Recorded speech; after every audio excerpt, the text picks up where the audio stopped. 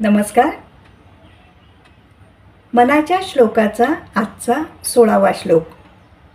श्लोक 16. मरे एक त्याचा दुजा शोक वाहे, अकस्मात तोही पुढे जात आहे.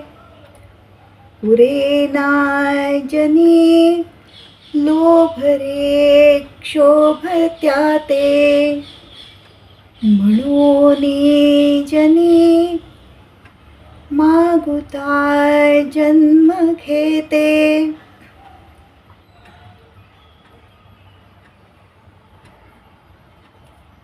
तेराव्या श्लोकापासून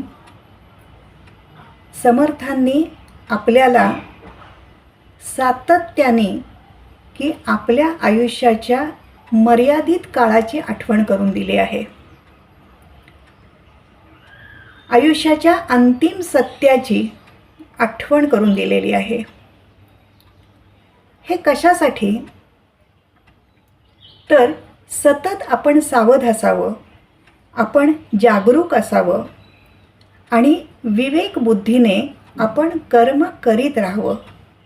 एवढ्याचसाठी ही सातत्याने आठवण या श्लोकांमधून आपल्याला करून दिल्याचं आपल्याला जाणवतं. या 16व्या श्लोकामध्ये समर्थ सांगतात, कोणी मृत्युमुखी पडलं, कोणाच्या निधनाची वार्ता ऐकली की आपल्याला खूप दुःख होतं. त्याचा इहलोकीचा प्रवास संपला याची जाणीव होऊन आपण शोक व्यक्त करतो, इतरांचंही सांत्वन करतो. मात्र काळ कोणासाठीही थांबत नाही ना त्याच्या गतीत फरक पडतो. त्यामुळे आपणही प्रत्येक क्षणी मृत्यूच्या त्या अंतिम घटिकेच्या जवळ जात असतो.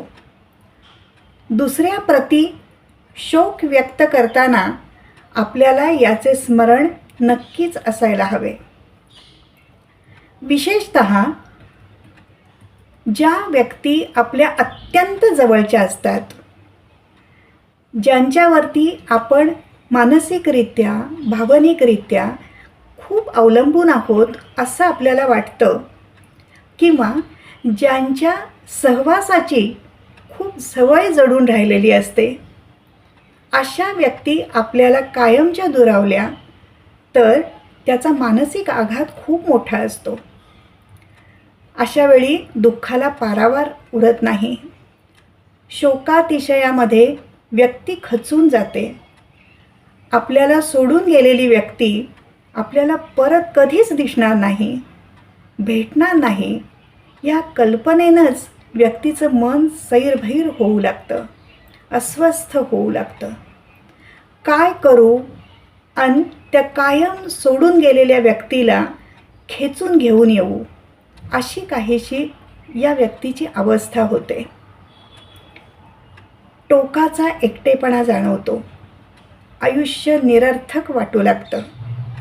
परिस्थितीचा संताप येऊ लागतो. त्या व्यक्तीच्या मागे आपण तरी कशाला राहिलो असं मनात यायला लागतं. कधीकधी असंही व्यक्तीला वाटतं की आता आपणच आपल्यावरतीच सूड घेत राहावं. म्हणजे काय करायचं? तर जेवण नको, कोणाशी बोलणं नको, औषध पाणी नको, इतकं मन हे सैरभैर होऊ लागतं.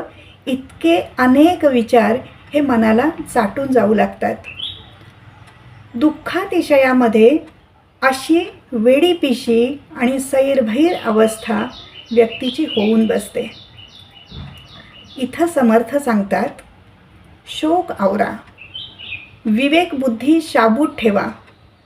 मानसिक आघात होतो, धक्का बसतो, दुःख होतं, सगळं स्वाभाविक आहे.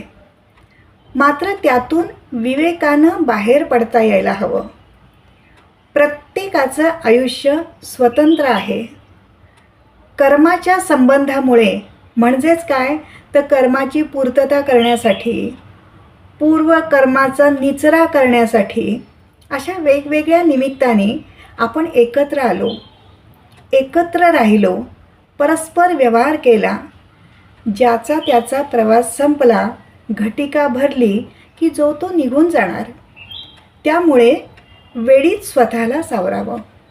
आपलं आयुष्य, आपलं कर्मकर्तव्य, आपलं ध्येय डोळ्यासमोर ठेवावं आणि आपल्या मार्गाने आपली वाटचाल चालू ठेवावी, आपला इथला प्रवास संपेपर्यंत.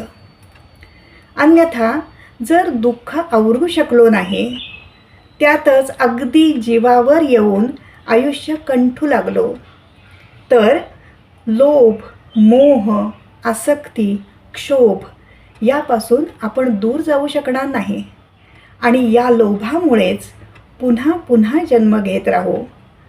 जन्म मरणाच्या फेऱ्यांमध्ये गुंतून पडत जाऊ. अशाने आपल्या अंतिम ध्येयापर्यंत आपण कसे पोहोचणार? या जीवन मरणाच्या फेऱ्यांमधून मुक्ती मिळवणं हेच आपलं एकमेव अंतिम ध्येय आहे. कर्माचा निचरा करत या अंतिम ध्येयाच्या दिशेने मार्गकरण करण्यासाठीच आपले जीवन आहे. त्याला अनुसरून विवेकबुद्धीने आपला व्यवहार व्हायला हवा, आपलं वर्तन व्हायला हवं. धन्यवाद.